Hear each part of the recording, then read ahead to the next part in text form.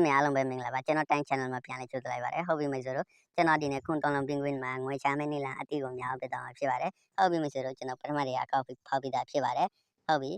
မိတ်ဆွေတို့အကောက်ဖောက်ပြီးပါလို့ရှိရင်ကျွန်တော်တို့အရင်ဆုံးငွေသွင်းရတာဖြစ်ပါတယ်နော်ငွေသွင်းပြီးမှငွေချလို့ရရင်ပေါ့နော်ဟုတ်ပြီကျွန်တော်ဝင်ကုန်မှာဝင်သွားလိုက်မယ်ဒီမှာပေါ့နော်ဟုတ်ပြီမိတ်ဆွေတို့ဒီနေရာရောက်လာလို့ရှိရင်မိတ်ဆွေတို့ကဒီမှာကြည့်လို့ရတယ်ပေါ့နော်ဒီမှာအကြည့်ရှိတယ်ဒီမှာအသေးပေါ့နော်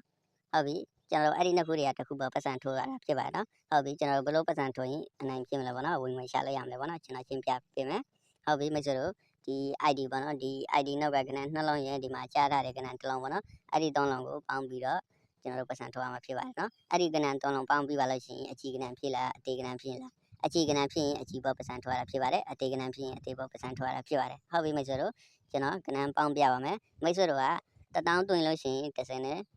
စောပါ2000တွင်လို့ရှိရင်2000တွင်လို့ရှိရင်20နဲ့စောပါနော်9000တွင်လို့ရှိရင်ဒီချိန်ကို90ထိုးပါနော်တသိန်းတွင်လို့ရှိရင်ဒီချိန်ကို100ထိုးပါနော်ဟုတ်ပြီမိတ်ဆွေတို့ဇားလိုက်နိုင်မှအနိုင်ဖြစ်မယ်ပေါ့နော်ဇားမလိုက်နိုင်ရင်အရှုံးပဲဖြစ်မယ်နော်အဲ့ကြောင့်မလို့မိတ်ဆွေတို့ကဇားလိုက်ပြီးတော့လောက်ရမှာဖြစ်ပါတယ်နော်ဟုတ်ပြီမိတ်ဆွေတို့က1000 2000တွင်းပြီးတော့ဒီချိန်ကို900 1000မထိုးပါနဲ့ရှုံးသွားရင်ပေါ့နော်ဟုတ်ပြီ9ရဲ့6ရဲ့ပေါင်15ရဲ့4ရဲ့ပေါင်19ပေါ့နော်19ကြတော့အကြီးကဏ္ဍပေါ့နော်ဟုတ်ပြီကျွန်တော်အကြီးပေါ်ထိုးလိုက်မယ်ကြည့်အောင်ပါဖြစ်လဲပေါ့နော်မိတ်ဆွေတို့က1000တွင်းပြီးတော့1500နဲ့ဒီချိန်ကိုမထိုးပါနဲ့နော်အရှုံးဖြစ်မှာပေါ့နော်ကြည့်အောင်ပါဖြစ်လဲပေါ့နော်ကျွန်တော်တစ်ဆက်ထိုးထားတယ်ကဲကျွန်တော်ချောင်းသွားပြီပေါ့နော်ရတယ်ဘာမှဖြစ်ဘူးကျွန်တော်ဒုတိယချိန်30လိုက်ပြီးထိုးမယ်ပေါ့နော်9ရဲ့ခွင့်ရပေါင်16ရဲ့1ရဲ့ပေါင်19ပေါ့နော်19ကြတော့အကြီးကဏ္ဍပေါ့နော်အကြီးပေါ်ကျွန်တော်30လိုက်ပြီပေါ့နော်ခုနကကျွန်တော်10ချုံနဲ့ဒုတိယချိန်ကျွန်တော်30လိုက်ပြီးထိုးထားတယ်ပေါ့နော်10ကို30ဆိုရင်30ပေါ့နော်ဟုတ်ပြီ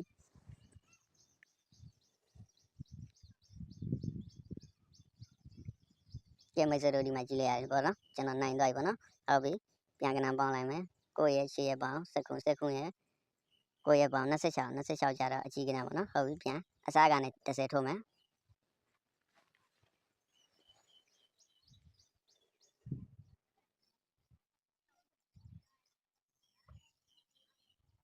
အသေးကဏ္ဍဖြစ်တယ်ပေါ့နော်ဟုတ်ပြီကျွန်တော်ပြန်ဇာလိုက်ပြီးထိုးမယ်ပေါ့နော်ဟုတ်ပြီ9ရဲ့ပေါင်18ရဲ့2ရဲ့ပေါင်20ပေါ့နော်20ကြတော့အသေးကဏ္ဍပေါ့နော်ဟုတ်ပြီကျွန်တော်အသေးပေါ်30လိုက်ပေါ့နော်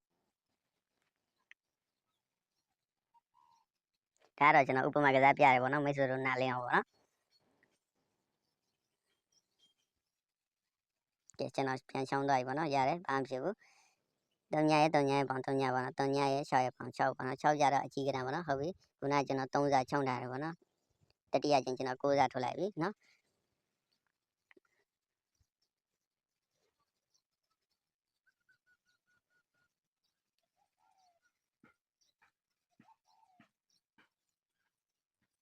ကဲမိတ်ဆွေတို့ဒီမှာကြည့်လို့ရတယ်ပေါ့နော်ကျွန်တော်ဇာလိုက်နိုင်မှာအနိုင်ဖြစ်တယ်ပေါ့နော်ဇာမလိုက်နိုင်ရင်အချောင်းပဲဖြစ်မှာပေါ့နော်မိတ်ဆွေတို့ကဇာလိုက်